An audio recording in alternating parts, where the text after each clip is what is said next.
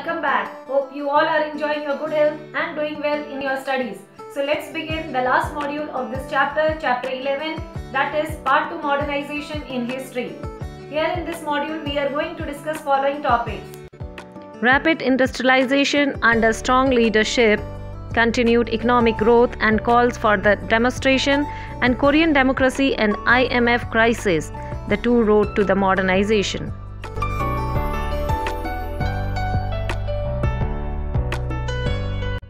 So under the story of Korea, let us cover the subtopic, that is the rapid industrialization under strong leadership. So in Korea in year 1963, it was October when election held and military coup took place under the leadership of Park Chung-hee, and he was elected as a president of Korea, and he was assumed as a strong administrator. Under his administrationship, he organized and introduced 5-year economic plan and emphasized upon the large corporate firms, as well as he expanded the employment opportunities for the people. In this way, we can say that the time period of 1960s to 1970s in Korea was considered as a period of strong industrialization. Why? Because it was totally focused upon the heavy industries and chemical industries under the leadership of Park Chung-hee. So after winning the first time election, Park once again became president in year 1972. At that time, he tried to revise the constitution of Korea and named it as Yusin Constitution. So why he made the Yusin Constitution? Because he once again wanted to become the president for long term in Korea, and it was the strategy against the election. That's why he introduced and changed the constitution name and named as Yusin Constitution. So let us know what is there in the Yusin Constitution.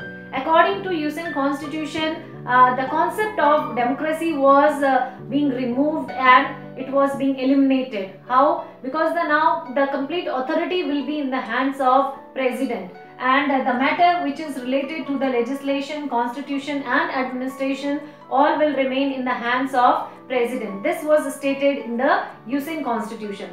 Further, one more new thing, or the authority or the power was given in the hands of president. It was that in the case of emergency, if country faces any difficulty in maintaining the law and order, then that time president can change the constitutional law and can frame into the new way. So this was one more criteria added in the Yusin Constitution. So people were a bit not satisfied with the introduction of Yusin Constitution, because they clearly understood that now Korea is going away from the democratic concept. So that's why people were not satisfied. So same time now, what happened in year 1979? One incident took place due to which the Park became unpopular. So what was that incident? That was the oil crisis. Oil crisis took place in year 1979, due to which the strong administration as well as the strong economic status which was established by Park became weak, and we can say as a failure. So in this manner, people started protesting against the introduction of the Yusin Constitution. This oil crisis, people started assuming that this happened just because of the new constitution. For that, Park once again became unpopular, and finally in October 1979, he was killed or assassinated. So in this way, we have seen how the impact of Park was there. Finally, in December 1992, Kim, a civilian, was elected as the president after the decades of military rule or the coups. Now, the new administration system was being set up by Kim, under which he focused towards the industrialization and social infrastructure. So for that, he joined many organizations. One of them was OELD, means Organization for Economic Cooperation and Development. In the beginning, he was getting big success, but in the meantime, due to some trade laws, he was in the great loss and went into the debt. That time, the financial or the foreign currency crisis took place. It was year 1997 when foreign currency crisis took place. Due to that, it lended the loan amount from IMF. IMF means International Money Fund, from which it took the loan and then tried to pay all the financial or the currency losses. At the same time, to overcome from the debt of IMF, people of Korea, they contributed nicely. There we can see the concept of democracy, or we can say the love for democracy. To overcome with the debtness, people contributed their own gold from their houses and paid back the complete debt from IMF. In this way, we remember this 1997 as a financial crisis in Korea. Under the export-driven policy of the new administration, several companies grew to the global prominence, which continued until the early 1990s. With the governmental support, Korean invested in capital-intensive, heavy and chemical industries as well as electronic industries, while the government continued to focus on the building industrial and social infrastructure.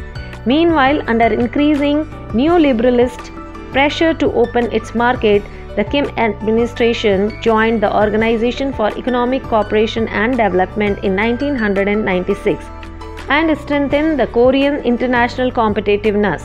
But amid the increased trade deficit, poor management by the financial institution led to the Korean with the foreign currency crisis in year 1997.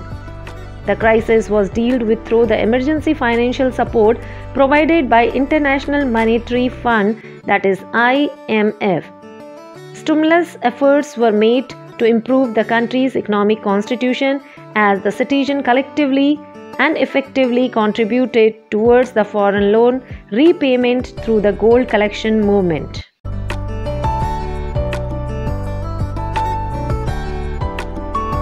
So after the death of Park Chung-hee, the economic growth of Korea did not stop, it continued. But the demonstrations were more and more. Let us see for what and why. So for that, we need to see that in December 1979, another military coup took place in Korea. And what is this military coup? Military coup means attack of military. If in any country, the military of that country attacks upon their own country, that is called as military coup. And this happened second time in Korea. Once again, the power went into the another hand, and he was a militant, and his name was Chung Do-hwan. So in this way, this person also tried to modify the economic status, and he also desired to modify the constitution of Korea. For that, once again, people were not satisfied because they don't want to see the vigorous changes of the constitution in their country.